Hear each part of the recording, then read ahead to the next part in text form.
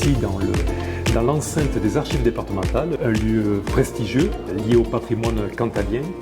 Et nous sommes ici à l'occasion du vernissage de l'exposition L'histoire des palmes académiques, qui est organisée par l'AMOPA, l'association des membres de l'ordre des palmes académiques, la section du Cantal, que je préside. La section Cantal de l'AMOPA a eu du mal à se remettre du Covid et de l'après-Covid. Donc voilà, on a tenté une nouvelle équipe de relancer cela. Donc c'était une phase d'extériorisation, disons, un coup de projecteur pour pouvoir faire connaître mieux notre structure.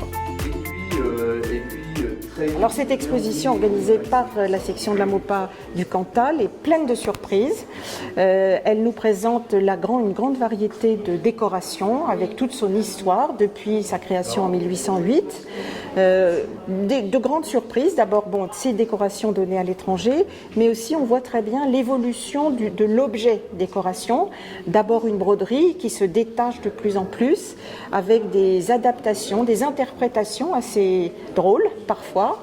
Donc c'est vraiment un panorama historique de la décoration avec aussi une iconographie tout à fait intéressante, qu'elle soit d'origine philatélique ou autre. Il y a même des objets publicitaires qui ont été conçus entre les deux guerres sur les palmes académiques. Et puis il y a quelques costumes qui nous font revivre en fait les solennités de l'université française avant la Seconde Guerre mondiale.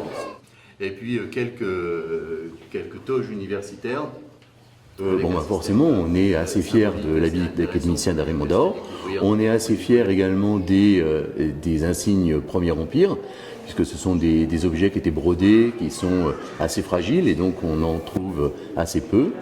Et puis, plus amusant, il y a aussi une grande diversité d'insignes des palmes académiques au cours de la Troisième République, puisque ça a été un insigne qui a été énormément distribué au cours de la Troisième République. Et donc, on a une diversité d'insignes en ivoire, incrustés de pierre, extrêmement fantaisistes. Après avoir étudié les œuvres réalisées par Victor Vasarely, que l'on trouve sur différents supports de communication, les élèves sont invités à créer leur propre composition plastique en s'inspirant des œuvres colonnes, mais sans les copier.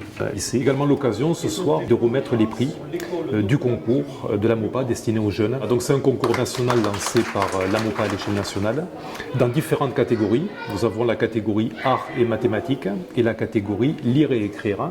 Et donc nous sommes très heureux de pouvoir honorer ces participations parce qu'il y a un gros travail de la part des élèves mais également des enseignants.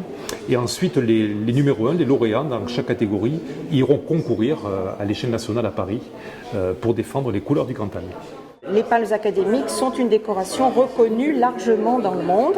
Elles sont attribuées par le ministre de l'Éducation française, mais aussi par le ministre de l'Europe et des Affaires étrangères pour récompenser des personnes qui œuvrent pour développer les projets des jeunes et aussi pour faire rayonner la langue et la culture française.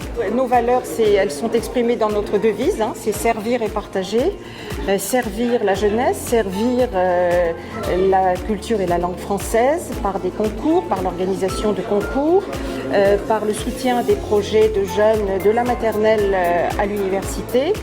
C'est bien sûr la laïcité, nous sommes très très attachés au principe de la laïcité et c'est le partage des initiatives, le partage des projets. Alors cette exposition a le mérite d'abord d'exister à Aurillac et d'être ouverte à tous les publics, mais je crois qu'elle pourra être itinérante et être exposée à la demande, probablement dans d'autres communes du Cantal, du département du Cantal et qui sait dans l'ensemble de la région.